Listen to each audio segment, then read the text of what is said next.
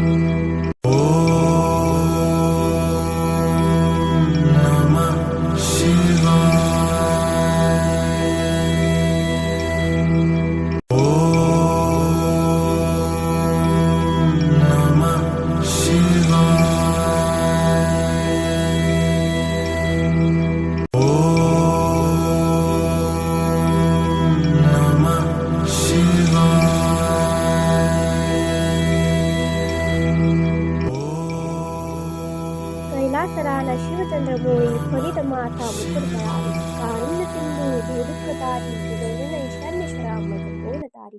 ओम ईशान्येश्वराय नमः.